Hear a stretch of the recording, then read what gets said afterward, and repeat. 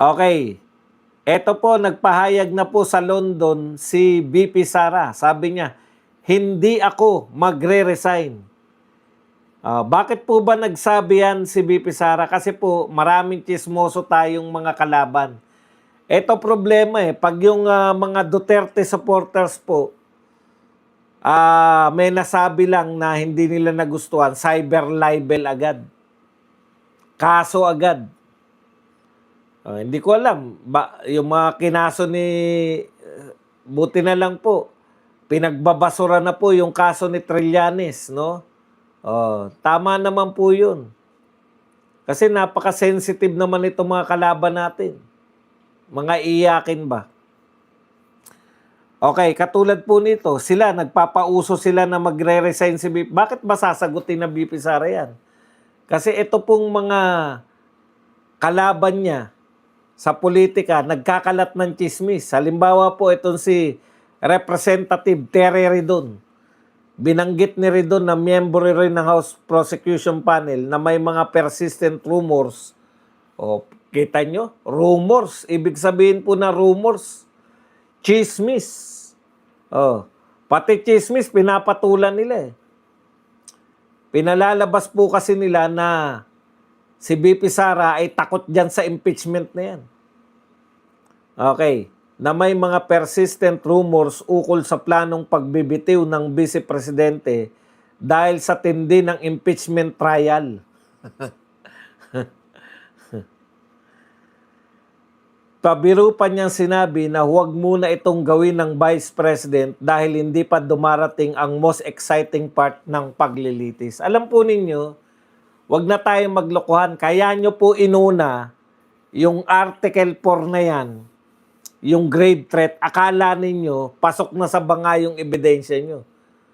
Yung mga tao po marunong na magsuri. Yung mamamayan na totoong mamamayan, marunong na magsuri Alam po nila na hearsay. Alam na po nila yung meaning ng hearsay.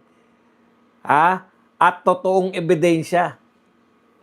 Ano po ang natutunan ng mga mamamayan? Yung totoong mamamayan dyan. Natutunan po nila na yung mga unang 3 testigo ay walang direktang personal knowledge sa ibinibintang nila. Sila po ay nag-imbestiga lamang batay doon sa video ni BP Sara. Ang tanging ebidensya nila para akusahan si BP Sara na may tangkang death threat kay BBM ay yung video mismo ni BP Sara. Ang problema, doon mismo sa video ni BP Sara, inaakusahan niya na gugurgurin siya nung 3. Si BBM, First Lady, at saka si Martin Romualdez. Kaya hindi po pwede na isnabi nila yun. Ganun po yung gusto nilang sabihin. Huwag nating paniwalaan si BP Sara sa sinasabi niya na siya ay gugurgurin. Pero paniwalaan natin siya na sa sinabi niya na pinapagurgur niya yung 3. Saan ka nakakita? Selective. Kaya wala po talaga. Ito po, yung pinag-usapan natin kahapon o kagabi. Yung nilantad po ni Pia Cayetano tungkol po dyan sa nagbabakasakali lang si Jokno, kaya niya pinabubuksan. Marami pa kayong sinasabi na splice, bakit in-splice yung video. Alam po ba ninyo na kaya alam mo, yung sagot po nila, splice yung video na yan. Yung uubra lang po yung splice na video, no? Kung ikaw si Leni Robredo. Naalala niyo yun yung sinabi ni Leni Robredo na nagkamali siya ng kwenta sa bigas, di ba? Magkano na yun? Di ba? Magaling siya ng kwenta, tapos ang katwiran niya, splice lang daw yung video na yun. Madali lang naman po yan. Naka-live po yung Senate nun. Ipakita nyo po yung hindi splice. Pucha. Yan ba naman, niloloko nyo pa kami? Sasabihin nyo, splice yung video. Bakit ganun nang pinalabas nila si Jokno? Eh di, ipakita nyo yung video hindi splice. O sabihin nyo ron, eto yung sinabi ni Jokno. Inakusahan niya. Di ba, ang tinatanong lang naman kay Jokno, bakit nyo gustong pabuksan yung bank account, yung AMLAC, yung kung ano yung gusto nilang ebidensya? Hindi ba nagpe-fishing expedition kayo? Sabi ni Jokno, pinatunayan niya na nagpe-fishing expedition sila eh. Sabi ni Jokno, kasi sabi ng AMLAC, meron daw bilyon na transaksyon. Kaya pabubuksan namin yung bank account para ikumpara natin. Ibig sabihin, wala kayong binibintang na magnanakaw si BP Sara? Wala kayong binibintang na si BP Sara ay nagtago ng pera? Wala kayong binibintang na si BP Sara hindi niya nilagay yung pera sa kanyang salin? Palpak yung sagot ni Jokno eh. Bago nyo pabuksan yung sinasabi nila panalo daw si Jokno. Paano ka mananalo bago kayo magkaroon ng argumento, meron ng desisyon si Chis Escudero? Paano mananalo ka, Jokno? Panepalpak nga, inamin mo nga na fishing expedition yung ginagawa mo. Hindi mo sinabing literal na oo, fishing expedition. Pero yung paliwanag mo, fishing expedition yan. Yung nilabas napaliwanag mo sa video ni Pia Cayetano, fishing expedition. Ano ba yung nakalagay dun? Ang sinasabi mo dun, may AMLAC kasi. Sabi sa AMLAC, bilyon. Kaya pabubuksan namin. O wala ka pa rin inaakusay. Bakit mo pabubuksan? Para daw ikumpara. Di fishing expedition nga. Para bahala na raw yung Senate. Kung nakita na yung ebidensya, bahala na yung Senate na magtimbang. Bago nyo kasuhan si BP Sara, may binibintang kayong kaso. Halimbawa, pinagbintangan si Marcoleta kaya nakakulong. Pinagbibintangan siya na hindi niya dineklara yung 75 million na niregalo sa kanya. Merong bintang. Ano bintang nyo kay BP Sara? Bakit nyo pinabubuksan yung yung pera, yung yung bank account? Kasi sabi ni Jokno, para daw maikumpara yung bank account sa AMLAC. Fishing expedition nga. Sinabi niyo ba magnanakaw si BP Sara? Hindi.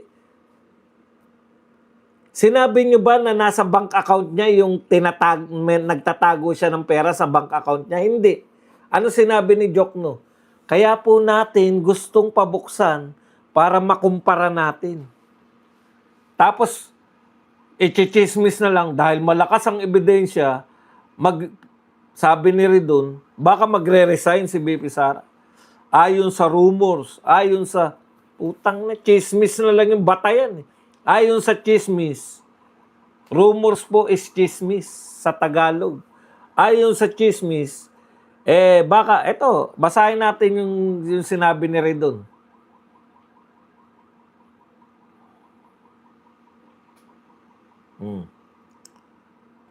Ito sabi ni Ridon, may persistent rumors o merong chismis ukol sa planong pagbibitiw ng Vice Presidente.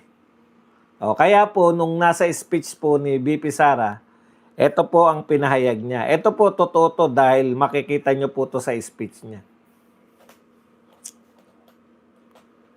Hindi ako magre-resign. Mariing tinanggi ni Vice President Sara Duterte ang espekulasyon. Magbibitaw siya sa pwesto sa gitna ng nagpapatuloy na impeachment trial.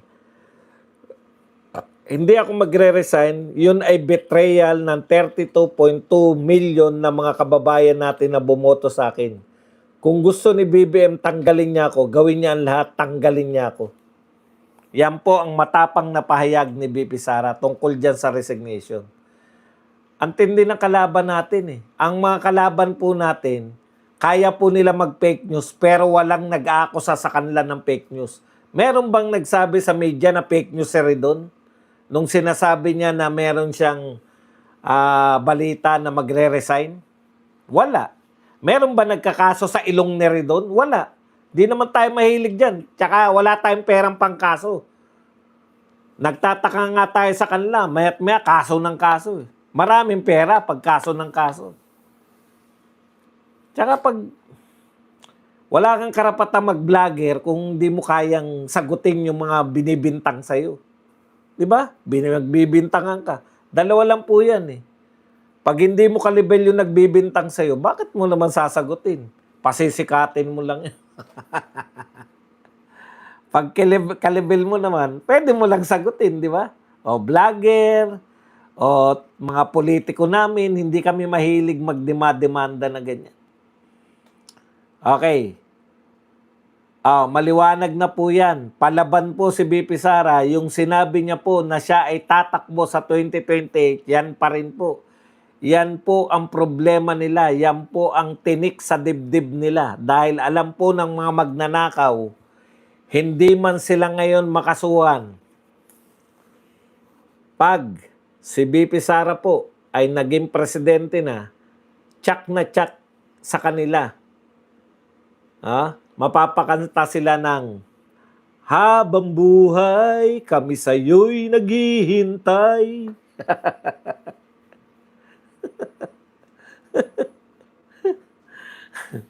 Sama-sama kayo. Yung pinatayo yung kulungan sa payatas. Kayo. Kayo ang pupuno dyan. Okay.